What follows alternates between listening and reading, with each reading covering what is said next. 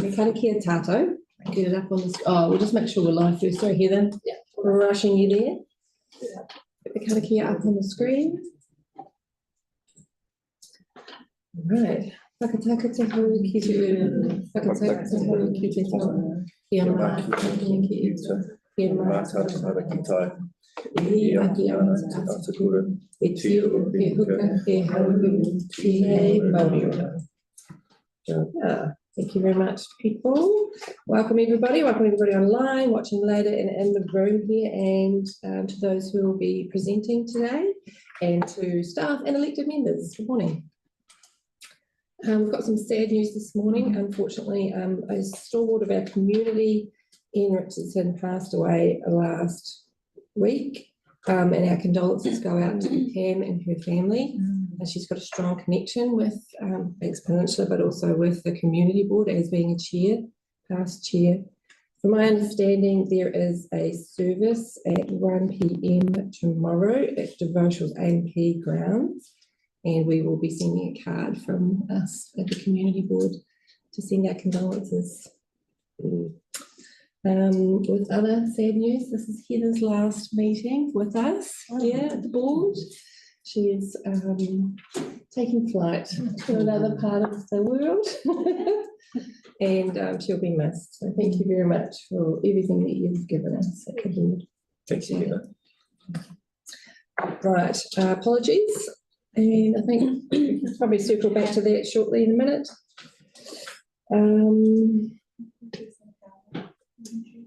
Sorry? An apology. Also, sorry to forget about Howard. Howard has given us this apology. Okay. And open forum. Nope. We're on to the information session and workshop items. So we've got Roy Eppley here today from New Zealand Police. Come on up. Oh, he's just got a phone call, but it looks like he is shimmying his way back into the room. Are you ready for me? Come on up, Roy. It's perfect. Oh, thank you. Is this okay? Yes, make yourself comfortable. Welcome to the board. Thank you for coming here today. Yes, no problem. Okay, so I'm really here to respond to some things and then have a general discussion, but rather than me rabbiting on about things that are not of interest to you, I'm always happy to take some questions, and it's probably better if it's much more of a communication. Is the meeting going out online? It's live, yeah, and it's recorded for later as well. So they may just limit some of the things I can go into detail about. Understandable, yeah. So most of you will be aware who I am. People that maybe are listening that don't know, I'm the community services manager, so my role is to look after the 5 community teams that work around the Christchurch metro area. Littleton has always been a bit of a mixture of rural policing and metro policing. So for the part that runs from the other side of the hill, round through Sumner and all through Littleton over to Port Levy, that's considered metro policing teams area. So the Littleton police look after that in general terms from a community perspective. And then the other side of the hill, right out to Akaroa, is looked after by the rural policing team, which is domiciled out at Rolleston. So if you were wanting to ask particular questions about that area, you'd need to seek the officers from out there. And normally that's Senior Sergeant Anna Lloyd, but she's just in a town relieving at the moment on another role. So, but that's still the contact for there. So I can't talk as confidently about that area as I can about this area, or shouldn't be able to. But I'd be happy to answer questions. So the reason that I've come today is that there's been some concern in the community around incidents that have been reported as stalking in Littleton. And while I can't say that it absolutely isn't happening, though, I think some of my comments might have been broadcast at the last meeting. Was that right? I sent an email sort of my thoughts. Might need a reminder on that one. No, I don't. Well, if it hasn't, it was simply that I'm not aware of it, and to the extent that it seems to have been spoken about in social media. Right. But nevertheless, this file is in relation to two women who have spoken to me about the matter, and I'm engaging with those two women to see where we go. And I understand there's a delegation being put together in the community now to further advance some concerns. Is that right? Yeah, I don't know all about that yet because I've only just been told about it. But I could give you some actual stats, but essentially we haven't had reports of women being stalked in Littleton. Now that's obviously not to say that it hasn't happened, because sometimes these sorts of things people don't report them as frequently as they might other offences. But suffice to say, neither myself nor the local police team are particularly aware of it. So if it is happening, we really do need to know about it, because otherwise we're not going to get a chance to get on top of it. Does the board have a view on it? We're just happy to hear and do what we can to, I guess, awareness, learn more. That's what we're here for, to hear from the community. And yeah, just to see if we can help join some dots. Right. But are the board getting these reports to them? No. So that's probably heartening to hear, because if you were hearing plenty and we weren't, then there's obviously a problem. Why is that happening? And why are you being made aware of it and perhaps not the police? Is there a confidence issue or something going on there? So I think I'm right to say that it's certainly not something that we need to be absolutely concerned about every day of the week here. But there may well have been incidents, and if there are, we'll look into them. And anyway, regardless of that, it's always timely to talk about this sort of thing. And if one person's feeling unhappy about something, then chances are others are.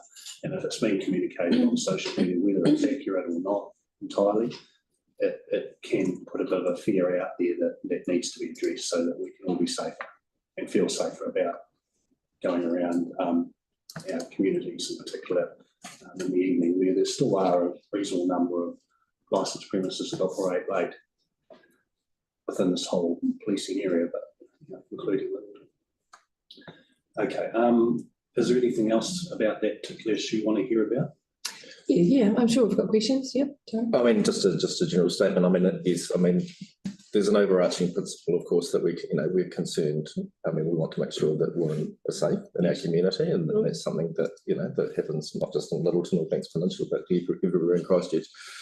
So, in the sort of limited amount that we can do, we want to be able to support any initiatives that support that. And I think you referenced the work that the Business Association are doing. I mean, that's kind of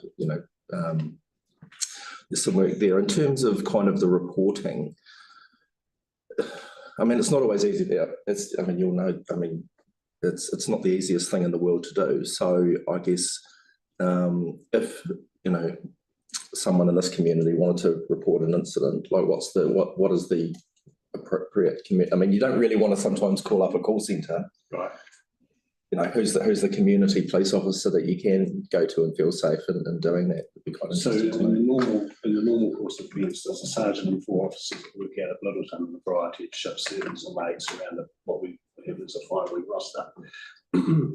There is not necessarily the ability just to go to the station and always find somebody there. And that could be an issue that you want to discuss separate. And Brighton community has done something about this just recently too, because their station has been closed for a while. Without going into all the details, the Canterbury Police are in the middle of a review around what's the best look for us with that regards our service and where we have our people and how we respond to communities. And that's largely come on the back of the change of the commissioner. So we're going from what was a more preventative model to a much more response, frontline focused type model. And you can go online and find out what that's all about. Or you might want to have somebody like Lane Todd or Tony or the district commander come and address the community board at some stage. I see this last week they've decided to write a letter to communities outlining that this is underway. Superintendent Todd, who's the Metro Area Commander, so he's responsible for what happens in Christchurch Metro. Ultimately, he's the boss. He could, and probably you should, address some things directly to him, particularly if it's about stations and opening hours and that sort of thing, and what the service of your local police is, because all of that goes to how easy it is for people to get to. a police officer. We would say that there's absolutely no problem. If someone wants to phone the police, there's 105, there's 101, the two chief ways of getting into the police. 105 is also becoming an online portal now, so you can report things online. So you don't actually have to talk to somebody if that's a concern for you. I'm well aware though that sometimes 111 can be busy and not everybody gets an immediate response to that. It's just the way it is. It's not good, but it is the way it is. 105 it can be even worse at times. So arguably it can be difficult for people to get hold of police. Whether the answer is to have a police officer or a police representative at a station in a suburb like this is the best way to get access to the police, I'm not sure. But these are things we need to ask the community about, because ultimately we're supposed to be servants of the community. So what does the community want, and how and what should we provide? These are all good questions. The Littleton station's been closed for a long time under this review, but they've had some success through discussions with Main Tide via a face-to-face meeting, responding to a couple of years to be told that their station is going to be open. Weem is still a new point, but essentially they've been successful at advocating for their station. Yeah. There is an argument, of course, that a community of this size, maybe if you're going to have a police station domiciled in it, should have a police person in it, perhaps during business hours. The staff that work there, John and his team, if they're at full strength, but are working early and late, should be very visible in the community. For the last year or so, John, come and join me. Kia ora, John, welcome to the table. This is John Moody, the Sergeant at Littleton, still in a relieving role while we're working out what this review ought to be, but it's been a long-standing member of this community, both within police and outside of the police. He's only had a Sergeant 2 for 6 months now, isn't it? That would be November last year. So, so that clearly limits the ability of the police to respond from a local perspective. If you're in 111 and need the police service, there are a variety of police that should and would respond. They don't have to be, we're not just waiting for the local police. But for some events, there is this thought, or there is this assessment of jobs that might say, actually, we'll wait till the local police come back from their days off, which could be before somebody goes to that. The person will be told that, and the risk assessment will be such that that makes that safe from a safety point of view, but maybe not from a point of view of is that good service. So these are things that all need to be discussed and thought about, and they go to your point is how easy is it to get hold of your local police, or how easy is it to report something. I would say that if it's serious, it's very easy to get hold of police. It's 111, even if you have to wait for some time for that call to be answered. Most of the time it's instant. Sometimes it might be a bit of a delay, but if you need the police in New Zealand, you still get the police. That would be my bottom line. I'd be really disappointed if my 40 years of police had that any other way, because I would consider that a bit of a failure. So I wouldn't like to think that that's the case. Luana, you had a question as well? Yeah, thank you for coming, and you've addressed some of the questions I actually had. You said before that you have early and late. Please, what is late? Do you want to tell the team about that? What your shifts? So our day shifts are 7 to 3 or 7 to 4. In the afternoon, our late shifts are from midday till 9 p.m. So it's kind of related but unrelated. The current government's pushing for, has spoken about citizens' arrests. What does that look like? In truth, it's probably too early to say. There currently is a citizen arrest provision, which remember the last time it was used. Can you remember the time when someone used it? I can't. No. Particularly. It comes with all sorts of difficulties, of course, and we would say that by and large that you should bring the police and leave that to them. But clearly, if the legislation comes in, we know exactly what it actually determines. If it allows people to make arrests, then that means there will be some onus on us to respond to that incident again, perhaps with some urgency, because the nature of it might mean that that's what's required. It's probably a little early to say, but suffice to say, we would even if it was changed and made more available, seemingly more available to people, would still, I think our first line of attack on that would still be to say, call the police first. Then, depending on the situation, if you're about to lose property of value, you might not want to do that. And that's clearly why it's going to, why they're considering it, isn't it? But I think it's got some difficulties for us. Yeah, probably can't really answer too much more than that. No, I mean, it's still under investigation, isn't it? It's still looking into it. I mean, there's so many loopholes as well. With the, I just have a question around the stalking. So it, to me, it's probably more than one answer to this. And my question around it is, how do you know that you are being stalked? And how do you know that might not ever happen again, but that's not one person who is doing it, causing it for lots of other people? So I guess the threshold of people reporting is potentially something that, you know, or raising awareness around something like that, because the safety of a community is not necessarily about events or whatever, but it's a feeling of a place. And so if there is potentially an issue, it's identifying that issue, because people don't get to the threshold of, is this bad enough? And I guess that's, how do we understand that? Well, I think a variety of us have a role to play in that, don't we?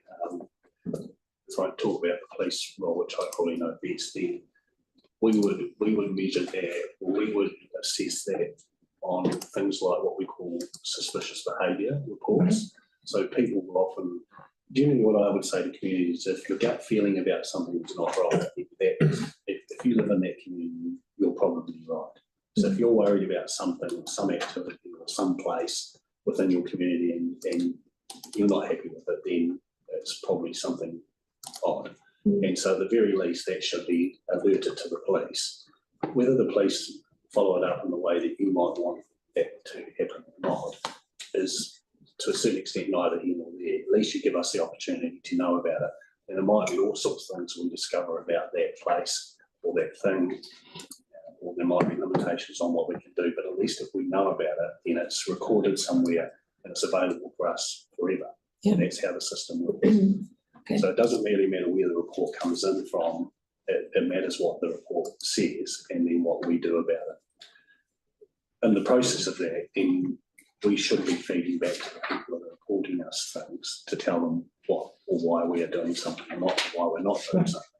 And again, you might not always be happy with that. And an example of that is we get many reports about houses where people suspect drug dealing, as an easy example, which we're probably all saying. Suspicious cars coming in at different times, and that's what sorts of happening.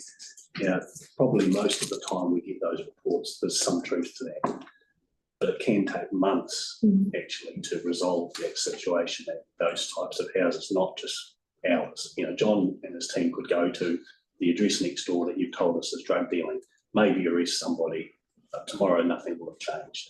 So it takes months of investigation to wrap that up, but we should be able to in a way be able to communicate that to whoever's telling us about it, or the community that's concerned, so that they have some confidence that the police have heard it and are doing something about it. And if that's not the case, then there are a variety of ways that they can elevate that. But the first one should be saying, well, why aren't you doing it? So that's the suspicious activity sort of area. And if you think something's not right in your community, let somebody know, like the police. If it's got a criminal element and we suspect that, and we get most of that sort of stuff done, whether it's for us or not, suspicious activity. Sometimes we'll divert it to other places. But I think that would be the primary way we would say whether a community is safe. And then I guess there's an element of how much police are available in a community or seeing, visibility of police. At the moment, that hasn't been as good as even we would want it, or even as the strength normally is. But has it been sufficient? Well, did anybody here know that there were only 2 constables and John working for the last 8 months, as opposed to 4? Anybody actually know that? And did it really make any particular difference, or have they been doing such a good job of being visible? Have other police been here and been visible that you've been satisfied with that? That's a question for the community, I suppose. We wouldn't stand up on a treetop and say we're only going to have 2 police here for the next 8 months, because clearly that's not He said, we necessarily want to get, if that happens to be the case, what matters to people? When they call, they get police, when there's a problem, the police come along, or do they care about whether there's actually 4 officers sitting at a station or arriving at a station and then going off to do their jobs? Because even John's 2 guys have been working in a very wide area and sometimes not even in this area at different times. But, you know, the community is still, in my views, the community's still been safe for a long period of time with lesser numbers. There's a different story about whether we want that to be permanent, you know, because we can get through any sort of time change.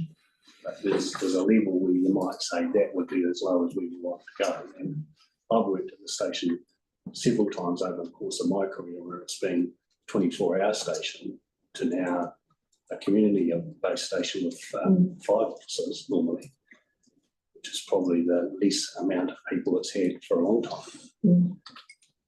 Yeah, I hear what you're saying. So safety is one thing, but the relationship with the community is something else that, you know, that I guess it takes a little more time to have that relationship, whereas safety's been covered, but how's the relationship going? Yeah, and then, you know, this area is so diverse that how often do we get to, say, Diamond Harbour? How often do we get to Rākaihautū? How often do we spend in Middleton or Sunday? You know, what's the balance and how do we get that right? I think we've got 2 last questions because I'm just conscious of time. Yeah, I've got questions and comments as Okay, well. 3 very quick questions. Further questions later as well. Okay. We'll go Asif, Luana, and then Tyrone. We'll see how we go for time, Kathy. Yeah, thank you, Roy.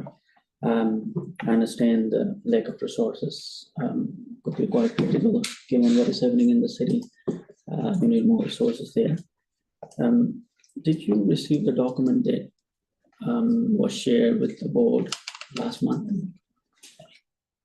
There were 35 individuals that reported. They commented on that post.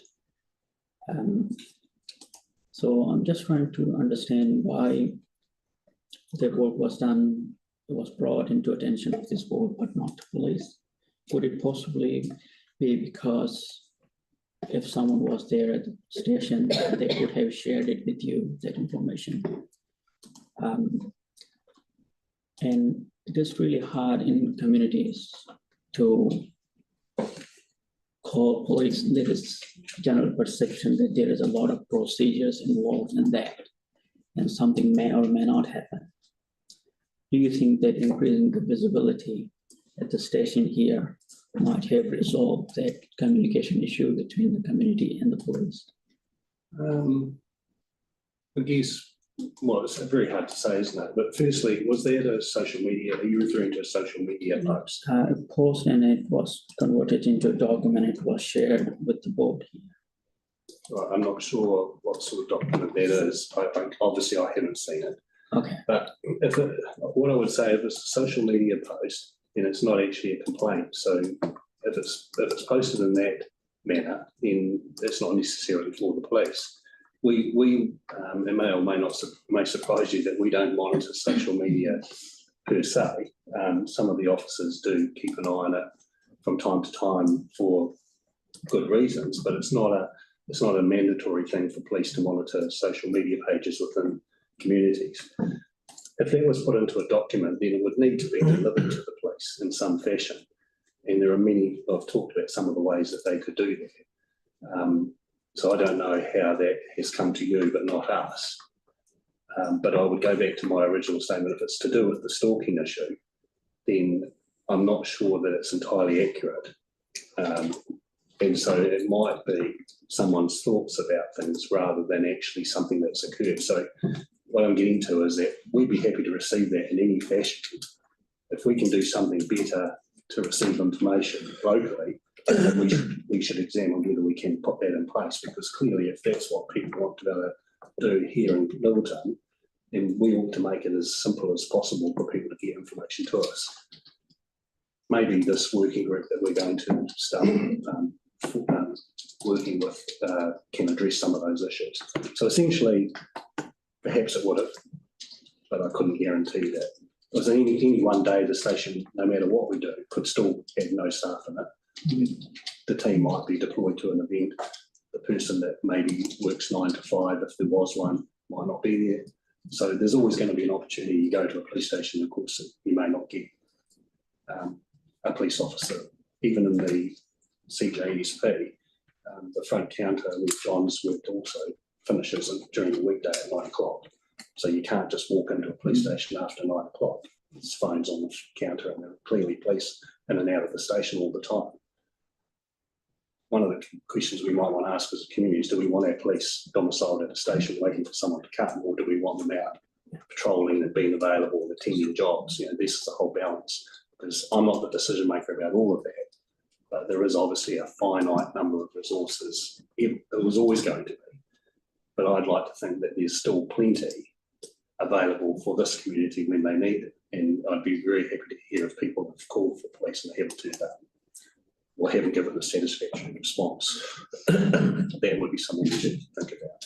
We'll see if we can, staff can share their docs. Yes, That would be very helpful. But getting back to it, I think it is one of the main bugbears that since I've been here in Littleton, people complaining the station's not open. Well, the station is open, but do you want my staff to be sitting in there waiting for people to come? Or do you want them to be out there being proactive and all doing the jobs? Because we receive, also we've got ongoing files that we're receiving daily. The guys have to deal with, and these files cover the whole of Alston, Sydenham, the Bays. Even we picked up Central as well. We have to deal with Central Town as well. So I see it if my guys are in the station, they're not doing it properly. So I'm chasing them out, which doesn't help when you want to go and visit the station. But with resources, we don't have the resources to have someone sitting there waiting for jobs. Between 3 of us, we can't have 33% of the time just waiting. We've also got, you've got the 105, which you can call, or you can do the online 105, which you can also report. And anything that's got anything to do with Littleton comes through to me. And that's part of the files to follow up, if there is something to follow up. And also I get, weekly, I get all the incidents that happened in this area sent to me. So I can see if there's any sort of trends coming up or anything like that. Anything we need to be aware of or deal with. But I can understand why people get frustrated. They often come to us, oh, glad to catch you at the station. But that's just part of it. Even if I've got 5 staff there, I can't afford to have all the staff sitting there. They're out there doing the job. They're out there being proactive. They're out there being visible. I'm afraid it doesn't just cover Littleton area. We've got the whole base, we've got Woolston, we've got someone, because we also cover Sunday as well. And that's when they're not doing their files that they're following up on complaints. So just 2 quick things. Files are essentially complaints from people, sometimes, most of the time, living within this policing district, but sometimes, as John said, for other places. So that's responding to members of the community who have reported something. And the answer in truth might be somewhere in the middle.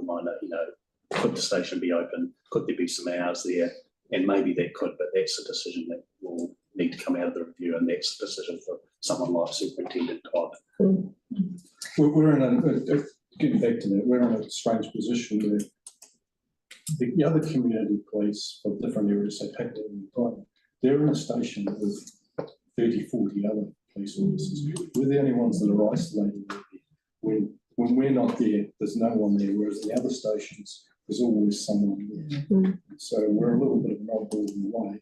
And plus, unlike the community police and other areas in Christchurch, we attend jobs on the radio as well. So if there's a crash, a family harm incident, we will attend them, whereas the other community police don't do that. Interesting. Because they will, it's the largest resort. We're the first call for anything that's happening here or here. So while we are community police, we're also frontline while we're here. Yeah, no, that's so yeah. We're stretched even further with what limited resources we've got. No, thank you for explaining a bit that. more discussion actually. Yeah, no, it's interesting thing to say. No, thank you. Actually, it's okay. Oh, the answers.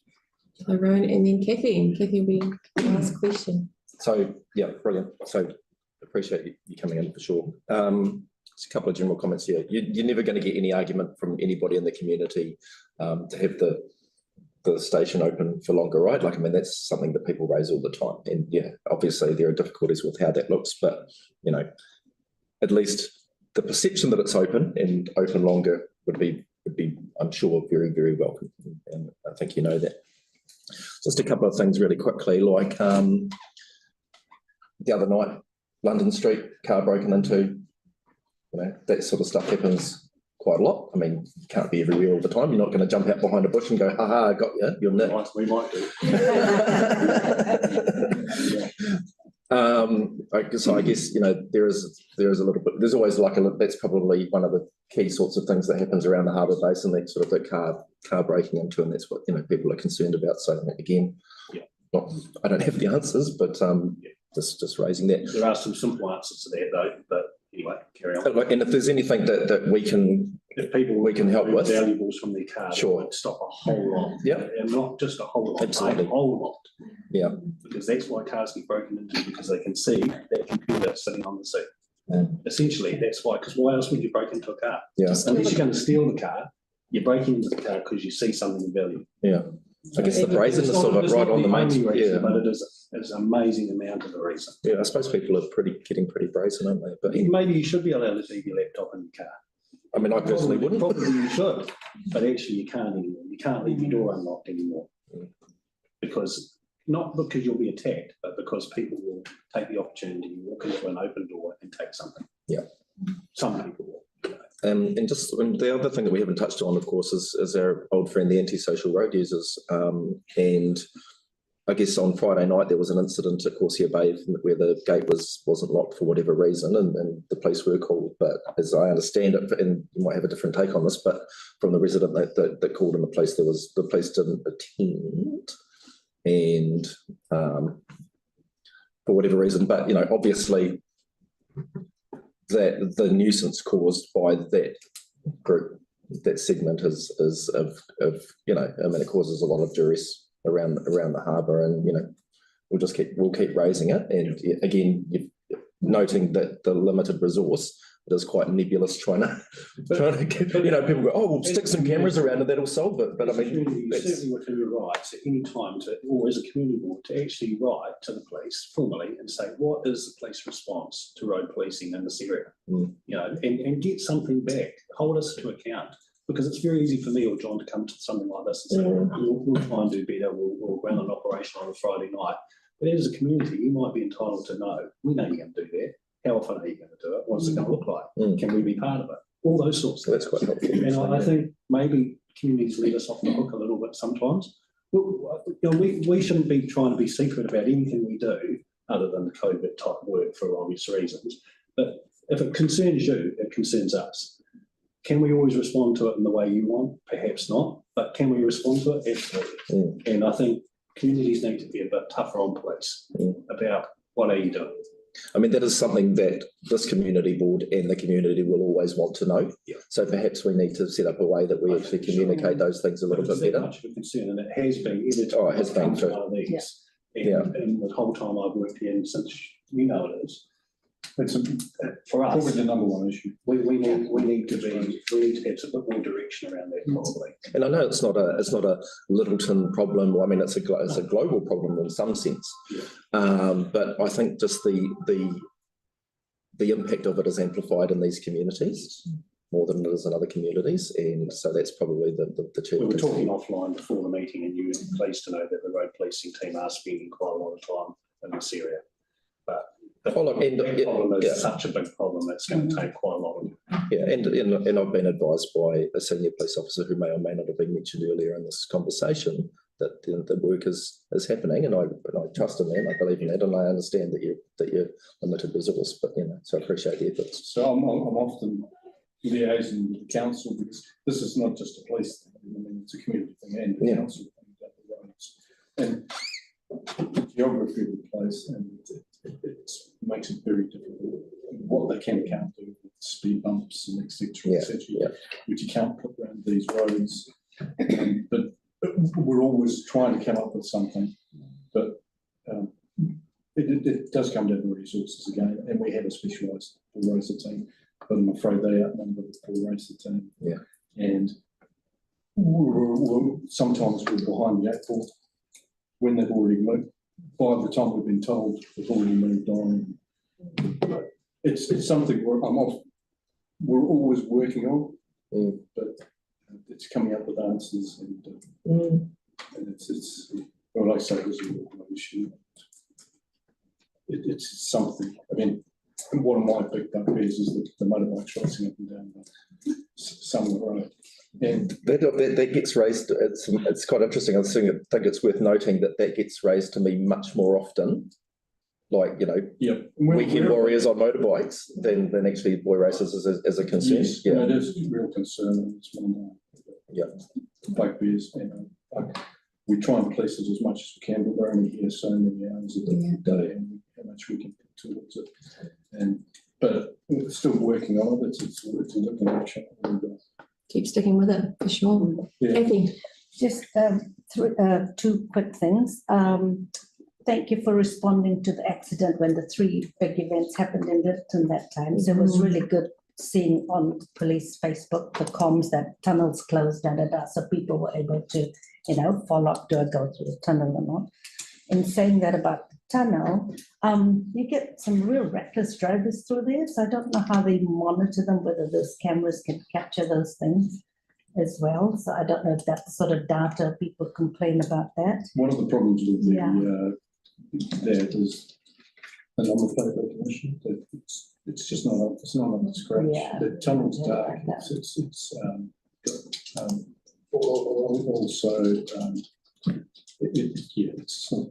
Maybe the cameras are never installed for that purpose, but maybe that's something the community board could advocate for. Well, they could, because when I first come into the Littleton job, it was one of the things that I was advocated for, because they used to have cameras to pick up registration numbers. But when they renewed the cameras, they didn't renew them with that purpose. So it's not high def. Well, you probably are, but not. Oh, so specific there's for getting the policy around it. plates. Yeah, okay. It wasn't just so much policy; it was just the costs involved, and it's a TA who's paying for it.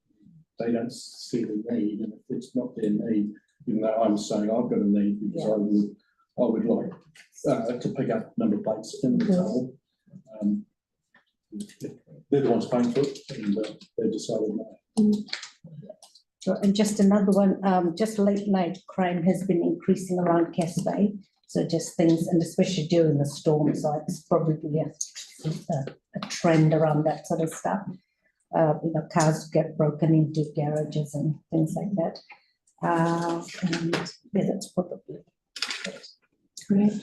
So I know you're short of time now, but I think hopefully whenever we come to these sorts of things, there's an element of defensiveness in it. But if there is, it's only because we've been at this, I have, and John's not far behind, for 40 odd years. And I'd hate to think that the 40 odd years has been a waste of time. So we're defending the police to the point that it's a great service for New Zealand, much better than probably most New Zealanders realise they've got. With one service, one jurisdiction throughout the whole country, relatively corrupt-free, 99% corrupt-free, but not 100, unfortunately. There's always going to be the odd bad egg. But maybe as a community board and as a police, what we should try and do over the course of the year is bite off 2 or 3 things that really bother people and see if we can't make an impact on those over a course of a year. And then maybe the community will have a bit more confidence that together we're actually trying to do the right things. And in those things, at least, we're visible enough that if we say it's boy races, we say it's safety of women in Middleton, we say it's TechX cars, the 3 things that kind of come up today. Let's try and work towards those 3 things with some real reporting on it, some real evidence of something happening, so that the community can have some confidence that this is worthwhile, and maybe we'll all feel a bit better about that. Challenge accepted. I like that. And having that strategic view over it together, that partnership and being strategic. So what I heard today a lot was that we thank you, first of all, 100% thank you. And the way that we can show our thanks is support you and our community by being advocates, by writing letters to people who set budgets and who set. And I can help you with some of those. And Brighton would be happy to share some of the stuff that they've done, because squeaky wheels get some oil. Might not be everything, but if we don't start, then we don't get anything. Yeah. And this will have to be an offline thing where we start with this community group and see if we can build on something with that. We only need one representative from the board to be part of it. And see how we go in a few months' time and maybe come back and report. Okay. See if it made any difference. And if not, why not? Just come critique ourselves. I mean, I don't want to speak for my fellow board members who all represent different parts of the ward, but you know, I mean, the antisocial road use problem between Governor's Bay and here is really probably for me, and probably for others, would be the number one issue we want to choose something that we might be able to keep a little easier. Yeah. You know, that is a big problem for folks, and it is something we should pay attention to. I think we should probably put that to potentially the next incoming board as well. And then October, is it? October. Yes. Yeah. So So let's try and have something in place by spring, perhaps. Yeah. Okay. Well, we'll get staff to do some chatting. We'll talk more. For sure. Thank you very much for your time. We can have you here all day, I'm sure. Thank you. I really appreciate all that you folk do. We have an apology from Nigel. Apology from Nigel. Okay, fantastic. Thank you. We've got him in there. All right. So we'll move straight along to public toilets. Another one of our favourite topics here in Peninsula. Maria, come on up. Have we got Stephen online as well? Oh, okay.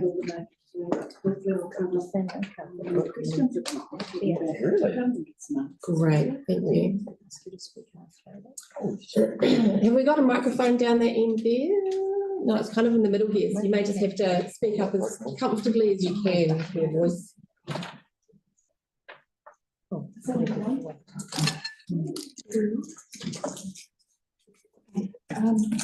Thank you for the invite today, and also thank you for your questions ahead of this meeting. It's been really helpful in this presentation together.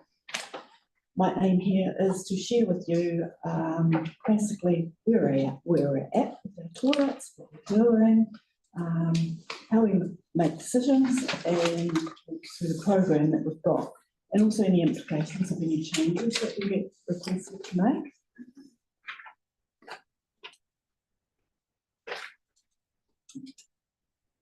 Over here, if it works. There we go. Yeah, perfect. So here we have a breakdown of all the buildings that parks have. There's a total of around 674 buildings. Of that, 163 are in the Banks Peninsula ward, which is pretty much 24% of parks buildings are located there. Of these, we have 40 toilets in Banks Peninsula. And overall there's 57 parks buildings that are in a very poor or poor condition. And of these, 13 of them are located in Banks Peninsula, compared with 44 at that same condition in this city area or the other wards. Of the 13 buildings in this very poor to poor area, we have 7 of them are toilets. The other ones basically are just are sheds or workshops. For instance, there is quite a large portfolio of buildings here, and we are spread right across the district. Maria, sorry, just looking at this, so there's one toilet that's unassessed, is that correct? Correct. Right. And is it in Kaituna? It's a portalo. So Okay. it's one in Sandy Bay, Peninsula. We haven't bothered assessing that particular toilet. So here we are in summary. We've got 40 toilets. We carry out our condition assessments every 5 years on our toilets, and we've just recently completed in the last 6 months 119 assessments across the district. During the assessments, urgent items that are noted are phoned through for attention, and the assessment information that's minor works is scheduled into the maintenance program. Renewals of components such as roof and doors go into the renewals program, and the ones that are assessed as poor or very poor, they then head into further investigation for our renewals program.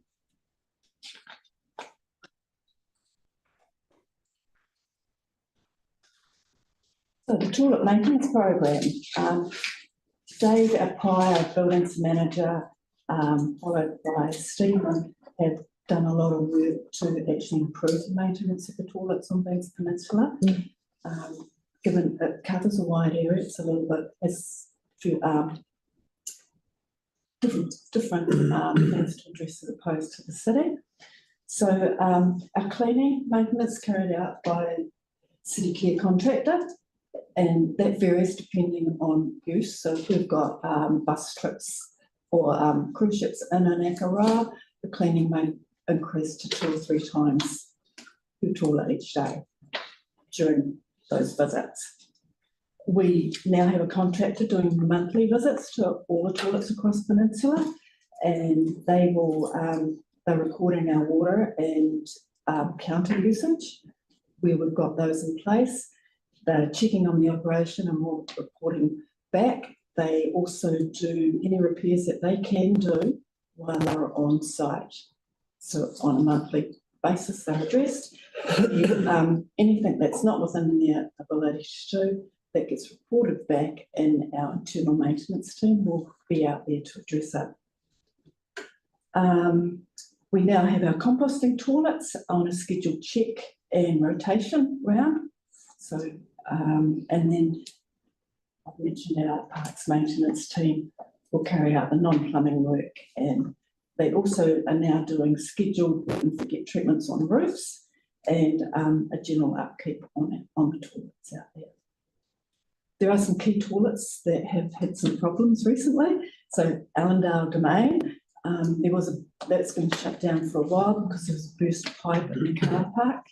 Apparently it was quite difficult to get to and repair, but there shouldn't be any more issues there. It should all be up and running. The Allendale toilet's up and running again, is it? Oh yeah, cool. Yeah. Birdling's Flat, we've done quite a lot of work there. We've put in some new componentry there, and that's working well. We've cleaned the treatment system and reconditioned it, and the doors, and we've got counters on the doors there. Good.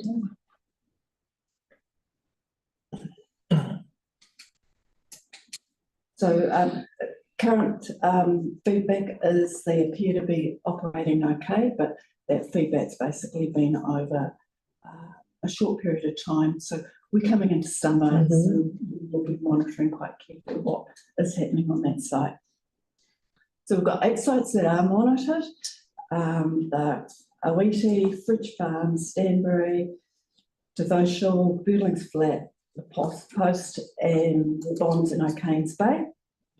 We've recently put in new composting infrastructure at the 3 toilets that we've got on the map, which is Diamond Harbour, Takamatua and Akarai Heritage Park. So they're performing well. We haven't had any issues, and that's basically because we've got a more robust maintenance program in place on those now.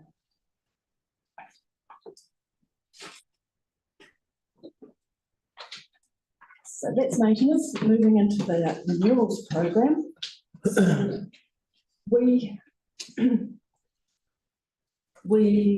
look at our renewals in sort of three processes. So first off, we look at the asset condition and its any legal requirements. In this case, generally it's the building strength.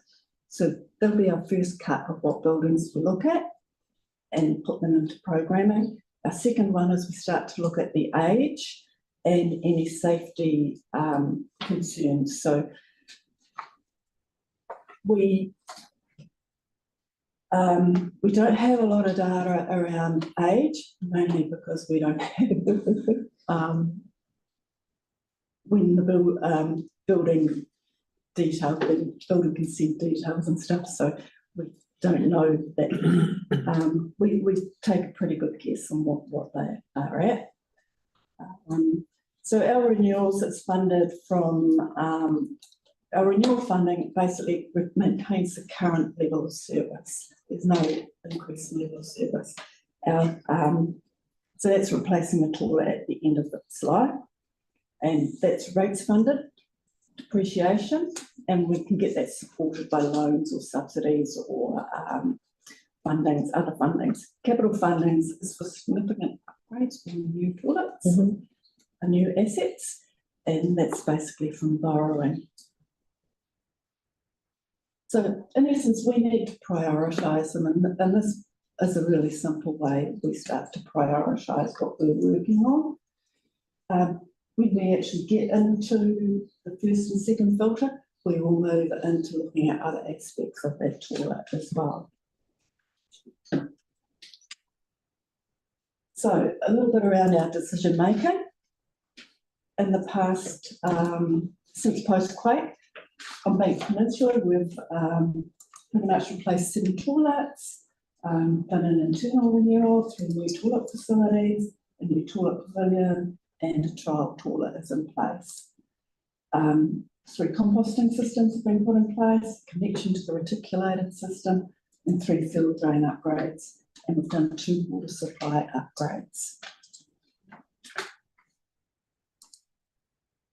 So, looking at our first filter, we look at our D in a condition, and as I say, with our age, we're just going to take a ballpark figure that most of the toilets are range between 30, 50 years or even older on the Peninsula. So when we start to look at these drivers, the D is basically because that's related to the Building Act, and we're required within a certain time frame to seismically address those particular buildings.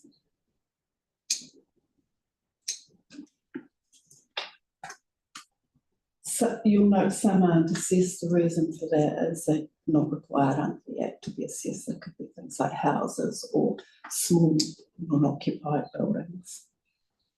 So taking our first filter, we end up with this particular list. And the first 2, second one and the third one highlighted in orange, we will discount them mainly because they're not publicly accessible, or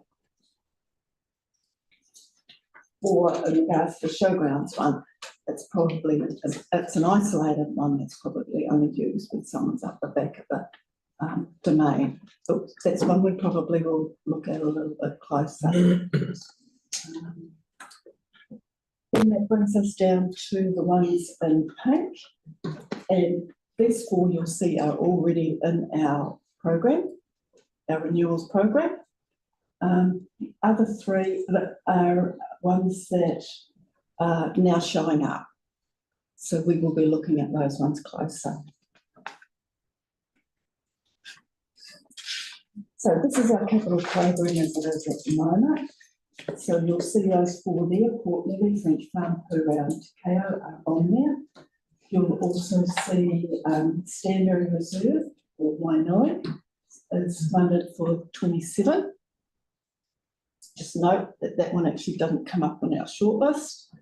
And then Devotion Boatman is, we've put a portal there to determine what sort of usage is happening there. And once we have the details from that, we may come forward with a recommendation on whether we place a toilet there or not.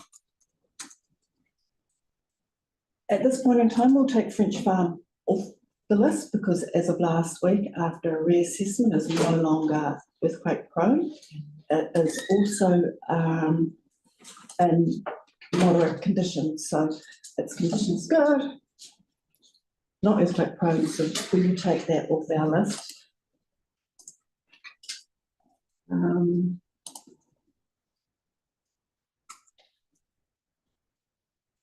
In regards to Stanbury, we've been asked to upgrade it. Where we're at that moment, so at the moment it is a moderate condition and it's not an earthquake prone building.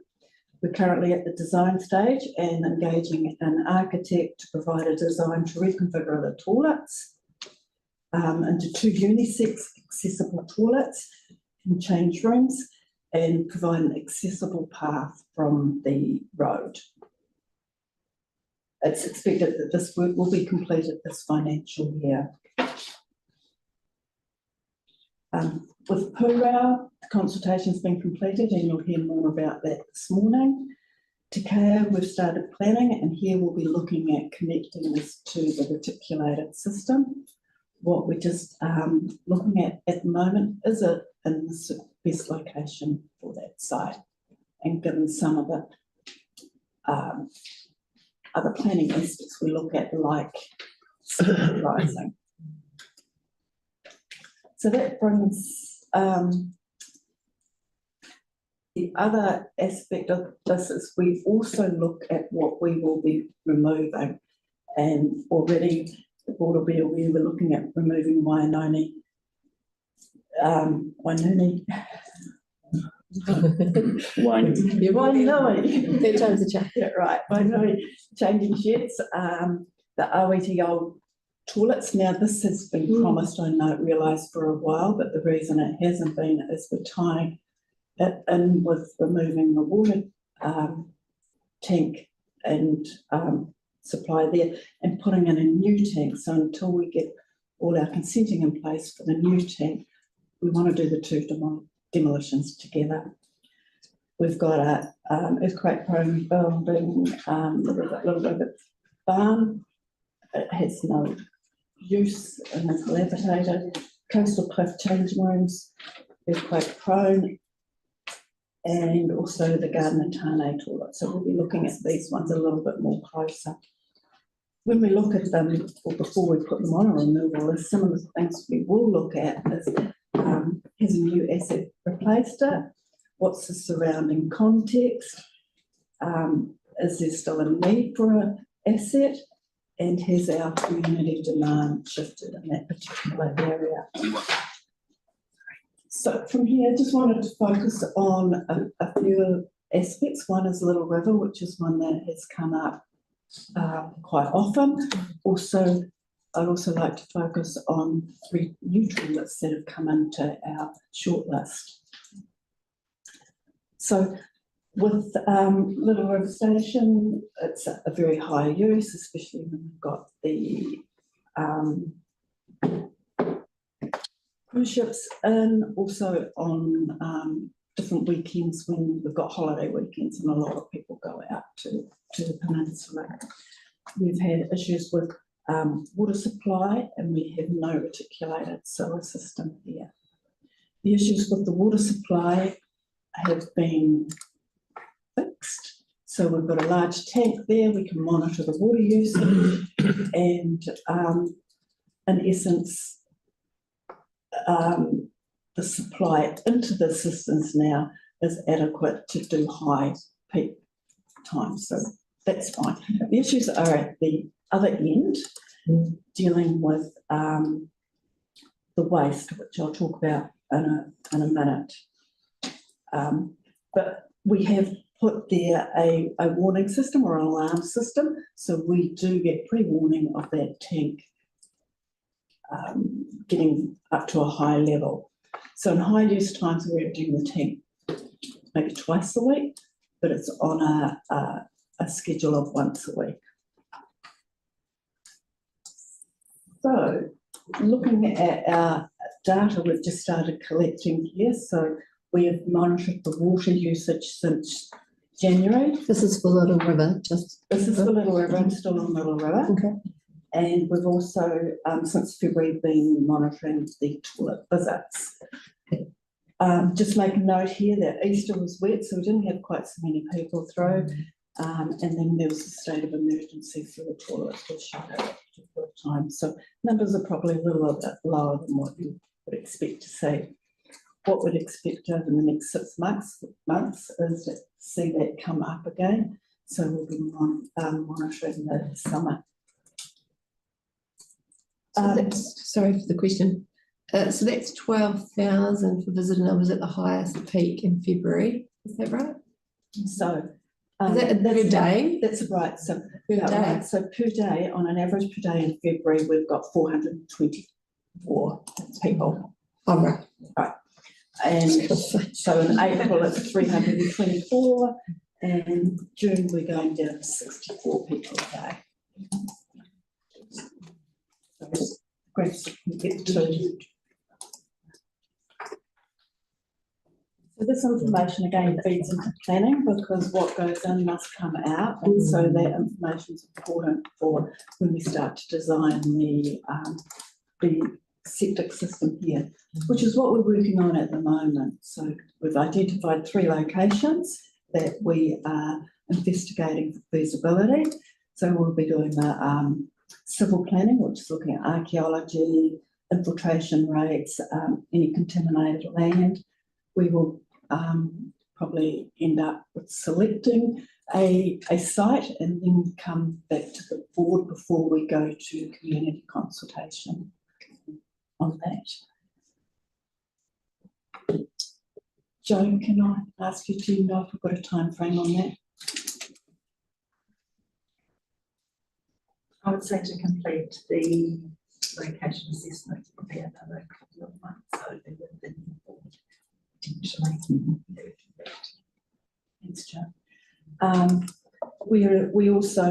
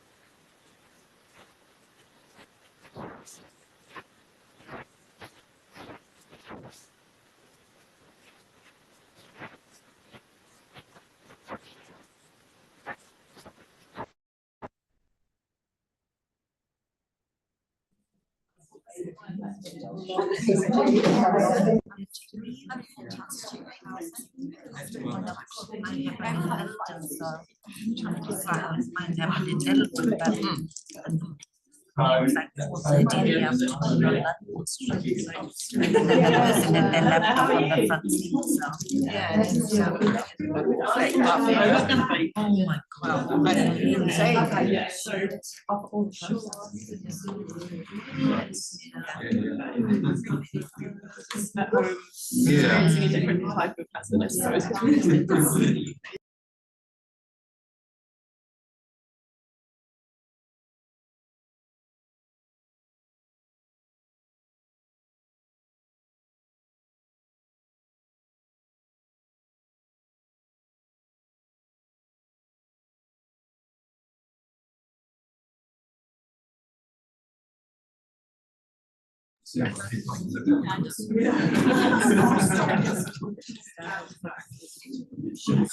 yeah.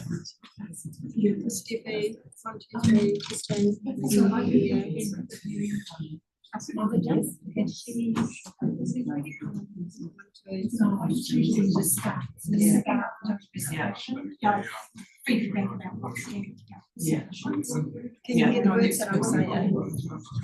Oh, it's okay. That's okay.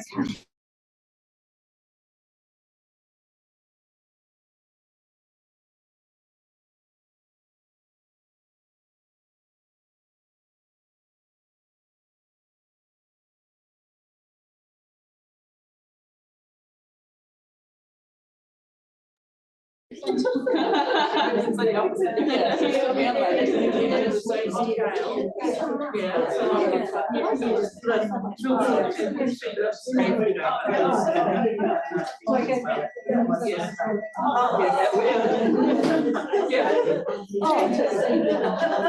Yeah, but that's off.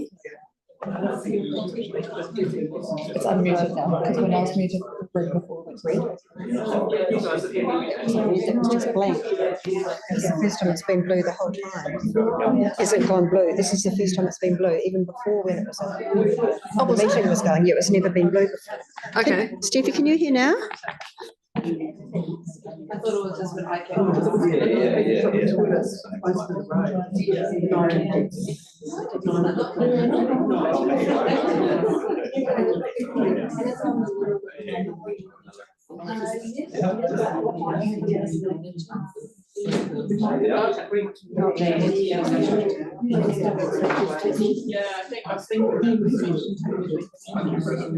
Test, test, 1, 2, test, test.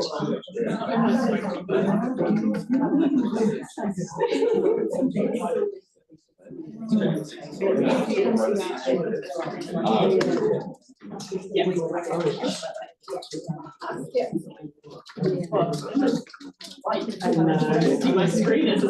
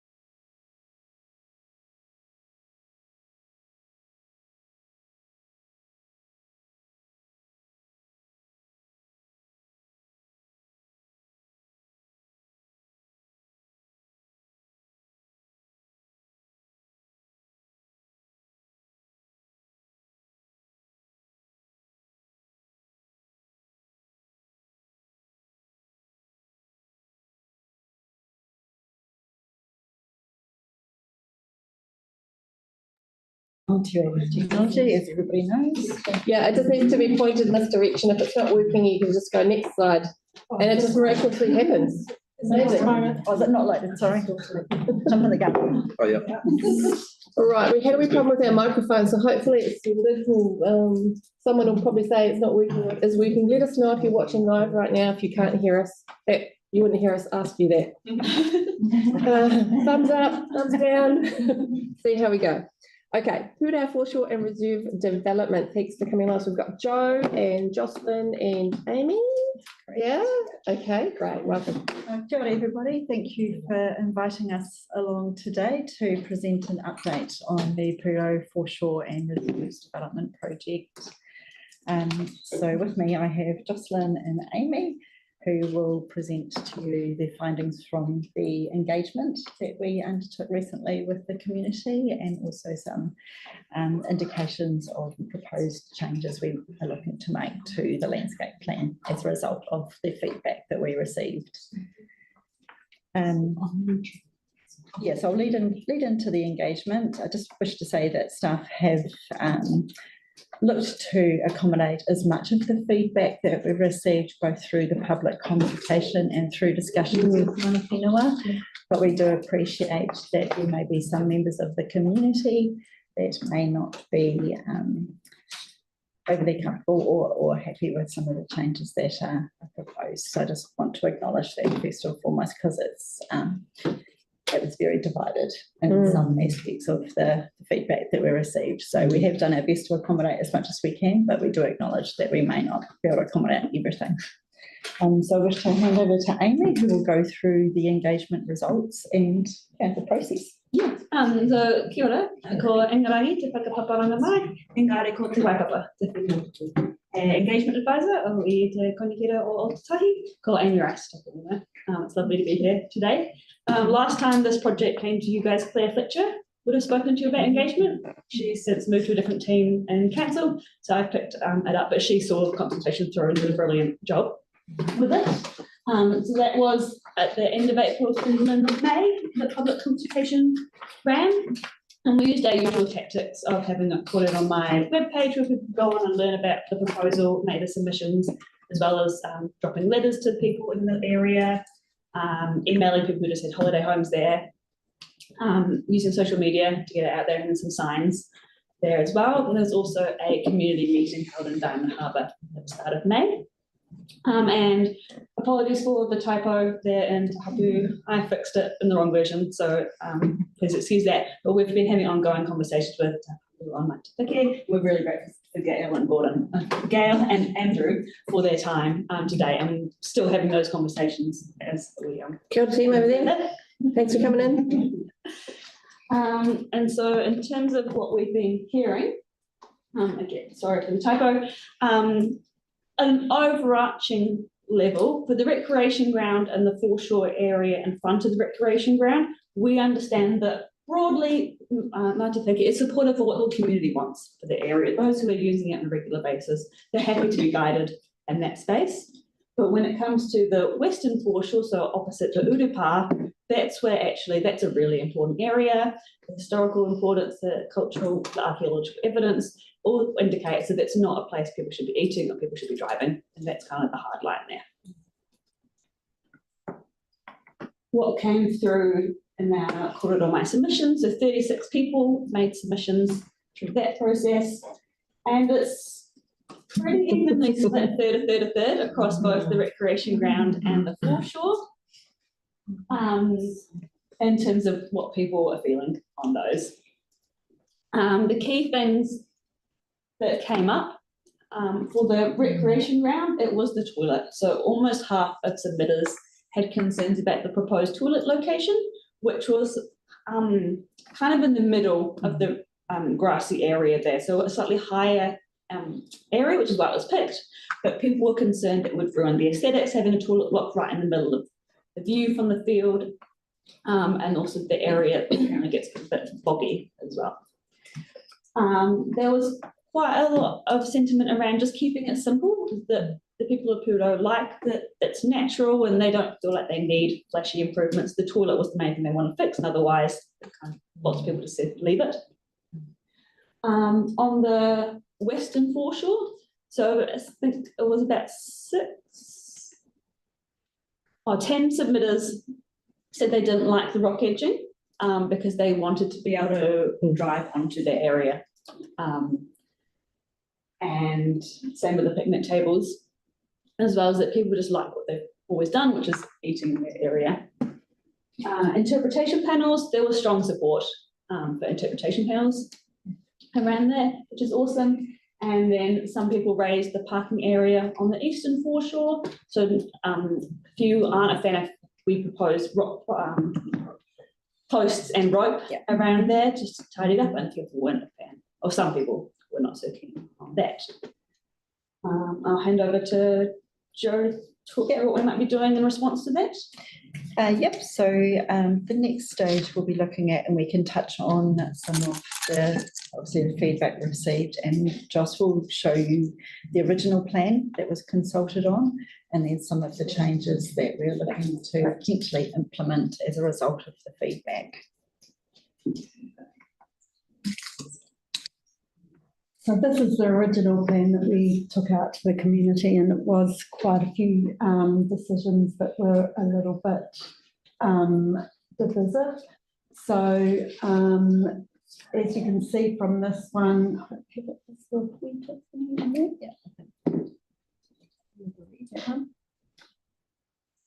so we had the toilet block over here, which was shown to be a higher point in the reserve rather than where the old ones are, which are those bits down in here, which is on, that's a blow up of that area through in here to enlarge it slightly. Hopefully you can see that. So the community, at the community meeting, they were quite adamant they didn't want the toilet block to block anyone's views in the middle of that reserve. So that's one change that we have made on the next sheet when we come to that. The other comment was that this path that was going right round the reserve, they felt that that wasn't needed. It was taking up quite a lot of valuable recreation space. So we thought, well, and also there was the feedback about keeping it simple. So we kind of took that on board as well. We had a nature play area in here. Again, there was quite a few of the locals were saying, well, the whole area is nature play, which is a good point because it's a beautiful, you know, natural sort of environment there, and they would prefer the children would just find their own ways of playing in the environment. And then we also had some steps down here down to the water edge, and after seeing some of the photos of the flooding, we realised that probably that was not the best idea either, and that was said to us by the community as well. So that was, and then we did have the posted cable around the edge of the existing car park here, just hoping to retain the cars from going all over the grassed areas, but they were quite adamant that that would kind of make it feel a bit too urban, and they liked it natural. So maybe we can go to the, we've got, have I gone right through all that? I think look, most of those things. So maybe if we go to the new one, so yeah. So really what we've also done is we've included the whole of the bay, because there was we had zoomed into that particular area, and there was discussion that we really should be talking about the whole bay, which is what was done previously quite a few years ago by a landscape architect, Peter Ruff, who was employed by the council to do an overall plan. So we thought we'll extend that, and it puts it in perspective a bit more about where there's the overflow car parking, informal car parking along the frontage there. So I suppose if we go back through the ideas, we've still got the rock edging on this western area, because that for cultural reasons we're wanting to keep that cars off that area, and we had proposed still that those the picnic tables that are in there at the moment in those 4 areas are moved over into this area. So the purple picnic tables you can see dotted around over here are the new ones, and we're proposing them even maybe along here, strategically placed. This is a concept stage, so when we get into detailed design, we'd make sure that they were carefully positioned so that they could still have areas for the informal parking along there, and also enough protection that they're not going to get washed away. So the other changes, I suppose, was back to the toilet block here, so this enlarged area here. So after that consultation feedback, we've moved it over to where the old toilet blocks are, but we've moved it forward slightly so that we're away from the sorry. Oh, sorry. That might be easier. Thank you, Joey. So yeah, so you can see the toilet block here, move forward slightly from where the old one was, and we're proposing an upgrade to the pedestrian bridge. We would probably do that as something that is can be relocated, so it'll be a bridge that's a prefabbed bridge that can be put in there. And then we've simplified the paths through here, so we've still got this accessible path through to the toilet block, and that leads from the car parking area above, and then also all the way to the existing playground. And we've, after consultation again, there was some feedback that maybe we could include something that was accessible play in there, so we've suggesting a spinner. Unfortunately, I don't have a photo of one, but I think they're relatively common in some of our playgrounds around the city. This one's particularly, and there's multiple children can be on it as well. yeah. So we can put that in there as well. So that's there, and that's beside a new picnic table. There's existing picnic table back here. And then there's just new planting that we would do along that front stream area to enhance that. So I think I've covered all the things. And yes, the proposed nature play was removed from this area. Yeah, I think that was it. Thank you. I missed it. And I think that's covered it. So again, in the next sort of phases, we would work through with the community and with mana whenua on those interpretation panels to make sure that all histories are reflected, and just to give, you know, visitors a really good understanding of the area. I think that's quite important. So at the moment, we're just proposing probably two signs at this stage. So as you come in off the head-to-head walkway and you enter the bay, but also where most people will be parking in the area on the eastern side. That is essentially the proposals that we are looking to make. There will be obviously a report going to council in September, or not to council, to yourselves in September for the decision meeting. The idea is that we would continue working with the community throughout the stages of the project to make sure that we have things like the signage and looking at the locations of the seats to make sure that we're not impacting the informal parking, and also to make it safe for people picnicking. You don't want cars coming too close. So we have been working with the transport team, so we have spoken to them about the work that they are doing with the head-to-head, so by the jetty sort of area. I know that one of the questions that came up in the last community board meeting was about the jetty, and I've spoken to the project manager about that, and they are still in design phase for that, for this jetty. So I can't provide any further update on that. Following the decision meeting, whatever that decision may be, if it is approved, then we would continue into detailed design phases. That would be where we would really look at the plant species. We'd work with the CHAP team, so Coastal Hazards, work with Tom and his team to look at the plant species. Obviously work with mana whenua, continue working with Maria's team for the toilet. Subject matter of the day by the sounds of it, to look at what that model may look like, and also acknowledge that there is sort of flooding in that area, so it will be a raised system to address that. As we've discussed before, it would also be a relocatable model so that we can move it in the future as we see that area may become inundated, but we will continue working with Maria's team to see that addressed immediately, essentially, so that level of service can be maintained. So the next steps would be decision meeting, look at any feedback, continuing feedback to prepare the landscape plan that will go to that decision meeting, and then continue through the relevant design phases, targeting construction complete by June next year. So this financial to have the project wrapped up. That would work in well with planting season as well. So looking at that autumn planting season. Okay. Any questions?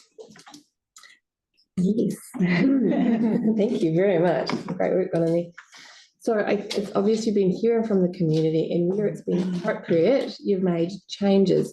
So those changes where people have asked you, for example, the location of the toilet out of a view of whatever, will that then go back to the community during this considered period so that they can say, yes, that will work with what we were thinking? Or how does that feedback again from the community work to make sure that that's, you know, so when we had our drop-in session with the community, we did promise that we would come back before the decision meeting to have another chat with them. So that would be where we would table this and just talk through some finer details with them. Yeah, fantastic.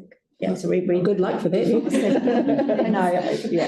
but we did acknowledge that, and we do acknowledge that there's certain elements of this design that, we can't accommodate everything. Because it's such a split, it's like, it's understandable. Yeah. But you've done a great job with what you can. Thank you. Gillian? Just a couple of small questions.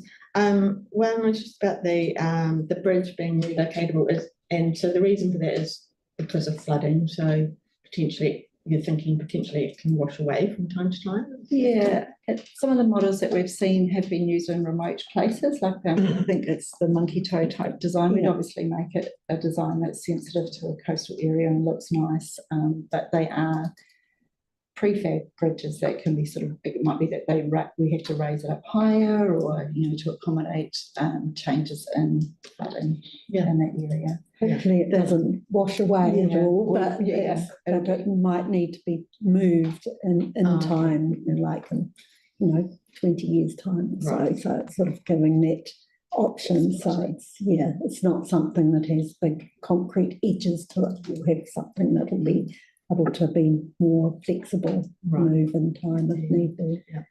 We'd look at, because of the potential for the toilet to remain in its existing location, the current footbridge there is quite old and it's not accessible. So whatever model we look at, we'd make sure that it was accessible for users. My other question, just interest, when you mentioned at the end, tie in with the hunting season. Planting season.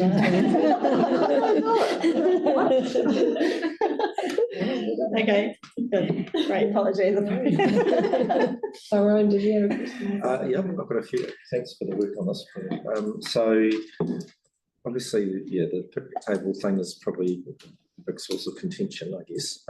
So there are 4 picnic tables, as far as I can tell, currently on the western side. Will there be an equivalent number of picnic tables in the?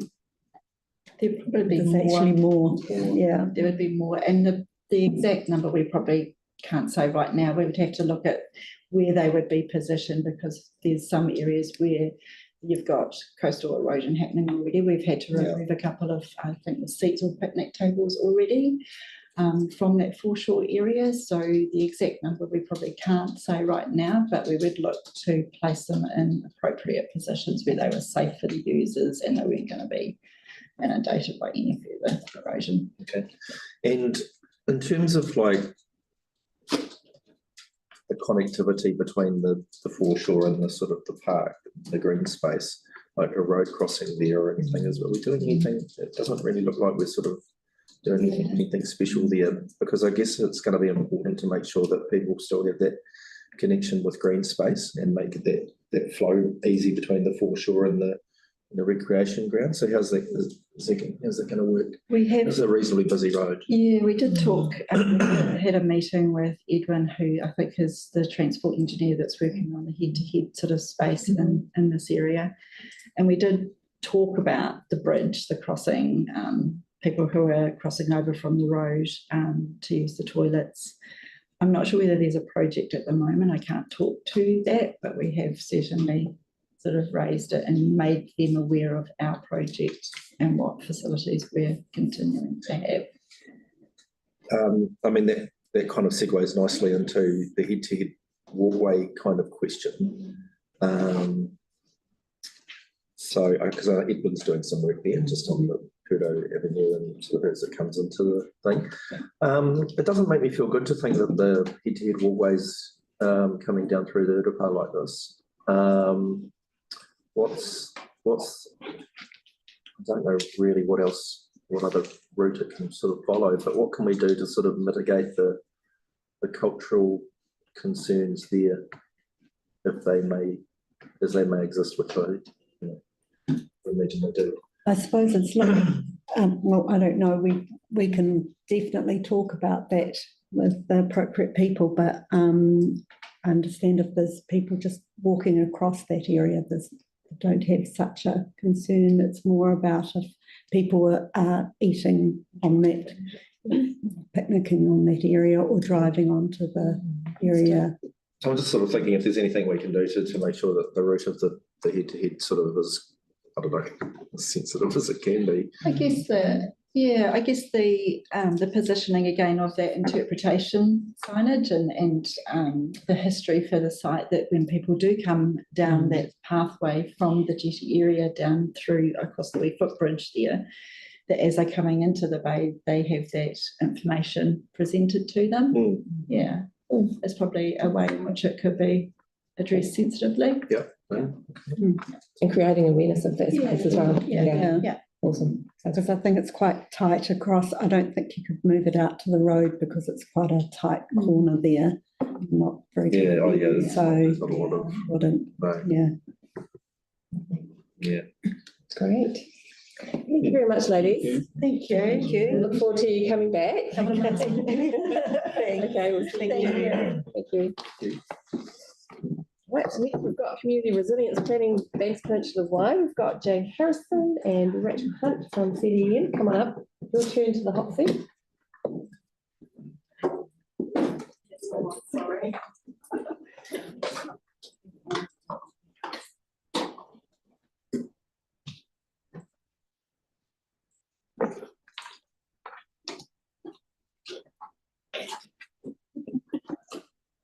Good morning. I think we've got 5-10 minutes left of morning, so good morning. Good morning, Matt. Oh, great. It's already there as well. Do you want to start? So yeah, I'll just introduce it. So what we're doing today is giving you some and providing you some information about the emergency response planning within communities on Banks Peninsula that both the CDEM teams and the local governance team are involved in. So Rachel's here to talk about what the CDEM people do in terms of working with local communities, what their role is, and then I'll talk a bit about what our role is as community development advisors, and then we'll look at some of the work that's been done on the peninsula.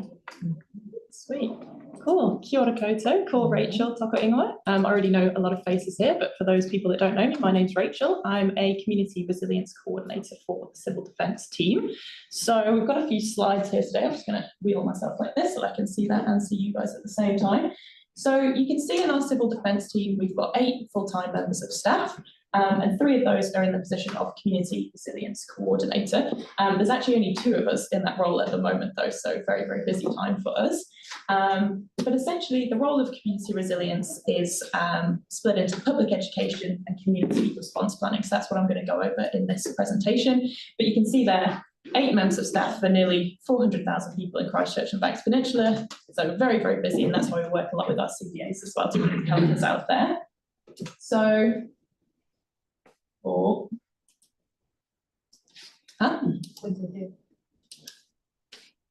Like that. Oh no. That's all right. So next. Yeah, next slide, please, Heather. Thank you. So within our community resilience role, so we say that we're building resilience through public education and community engagement programs. So those are the 2 halves of the role. So essentially our target is to complete at least 60 public education sessions per year. And also to support at least 30 community groups in developing their response plans for emergencies. And you can see there's bullet points there of the different things that we focus on and how we work through that. But basically we're working together to strengthen Ōtautahi's resilience to emergencies. And if I can have the next slide, we'll go into that public education bit a bit more. So we have an online booking tool. So if you go to that link at the top, so the council website, book a CDEM talk, or if you just navigate to it on the council website, communities can book presentations with us. So that comes through to our CDEM unit email address. All of the community resilience coordinators see that, and we can get back in touch with that person and book in that tour. So you can see there's a few different ones that people can book. So the one at the top, emergency management and personal preparedness, is the one that we do the most often. So that is who are civil defence, what are we doing? And then also a little bit around personal preparedness. So at that individual and household level, how can people be more prepared for emergencies? And then there's a few more tailored talks that are specific to individual hazards. So if there's a community that's particularly interested in earthquakes, for example, they can book in a talk about that. and the same for flooding and adverse weather and tsunami as well. And then we've got one on community response planning too. So that is sort of a presentation to bring a community group together and go through those first stages of response planning. But sometimes when the CDAs have linked us into a community, communities are already working in that space, so we don't necessarily have to do that presentation. Can I have the next slide, Heather? Thank you. We also go to a lot of public events. So we've got photos there from the AMP show, from Culture Galore, where we've got lots of leaflets in different languages as well. We've got a picture there from Children's Day. So we've got lots of different activities for tamariki as well. We've got our shaky house there that we get the tamariki to practice their drop cover hold for earthquakes, stuff like that. And lots of different events that we can attend. Because there's only 3 community resilience coordinators, currently 2, it means that we really have to sort of prioritise different events, because there's only 2 of us. We can't be everywhere at once, unfortunately. So we're looking mainly for those events that have a real theme around emergency preparedness or helping your whānaus, something like that. And then also if our partner agencies are there as well. So if we have police, if we have fire and emergency, if we have St John, neighbourhood support, people like that, then that's usually the events that we're prioritising. Next slide, thank you. And we've got lots of resources that we give out at these events and during the presentations as well. So lots of different leaflets. You can see there's a booklet, What Would You Do? So it goes through all of the different scenarios that you might experience during an emergency. So you can't get home, you have to evacuate, or you're stuck in your home, or if you didn't have a particular service like no power, water, phone or internet, it's sort of getting people to think through that. And we have a template that people can fill in as well to make a household plan, because every household's needs are going to be a little bit different. And then we have some more specific resources as well. So again, we've done one of those presentations, which is focused on earthquakes, for example. We can give leaflets on drop cover hold or quake safe in your home. If we've done something on tsunami, we can give those leaflets on long or strong, get gone. So lots of different things that we can give out. And also there's the Get Ready website, which is the National Civil Defence website. And that's got lots of different leaflets on there as well that you can print as PDFs. And it's also got lots of information in different languages as well, which is awesome. Can I have the next slide, please? And then the other half of our role is the community response planning. So a response plan, you can see there, it's a list of actions or steps that communities can take to help keep themselves and others safe, to prevent further harm and support people after an event has occurred. So communities are probably always going to come together after a time of an emergency anyway. We've seen that happen time and time again, but we're just trying to facilitate this if we can. And what a response plan looks like is documented community knowledge. So it could be that quite a lot of members of the community already know this, but having that plan in one place that somebody can look through during an emergency can be really helpful. And it's created and owned by the communities themselves, and we help to facilitate that. And it's tailored to their local hazards, their risks and their resources. So each plan across the city and across Banks Peninsula is going to look a little bit different based on those different risks and resources. And all of the plans should be keeping our most vulnerable in mind, having a think around, is there anyone that might need a little bit of extra help during an emergency? Next slide, please, thank you. So response plans can look like a lot of different things. It might be that a community comes to us and says that their community is really interested in learning more about a particular hazard, and then that can help to enhance that community's knowledge with those presentations that we can give. It might be that we have a small group of volunteers, for example, that are looking to set up a telephone tree or a door knocking system where they're checking in on those vulnerable members of their community, whether that's over the phone or going around and knocking on their door if it's safe to do so in an emergency. It could be evacuation procedures. So if it was fire evacuation, we'd be handing over to our colleagues in fire and emergency to help with that. But if it was something to do with tsunami, for example, then we could be helping with that. And then it could also be communities looking to set up what we call a community hub, which is a safe place for people to go to during an emergency. If I could have the next slide, please. So community hubs are essentially that safe place where a community can coordinate their efforts and help each other during an emergency. So generally they're going to be a focal point within a community anyway. So it could be like a community hall or a church where people are going to already, you know, they're very familiar with the space, they feel nice and safe there. And if there can be access to food, water, electricity and other resources, then that can be really helpful as well. And it is really that coordination of needs and offers at that local level. So it's people solving problems within their communities during the time of an emergency. If I could get the next slide. And how we help communities is through our response plan guide. So we can go out and give our presentation, we can have an initial meeting, whatever it looks like that's best for that community. And we can leave copies of this guide with them as well. It's split into a number of different sections that you can see there. So that first step is really understanding the hazards and risks that are in that specific community. And from there, coming up with the outcomes of the plan. So is it that they do have a physical space that they want to set up to become a community hub? Or is it a very small group that don't have a space like that and they just want to be...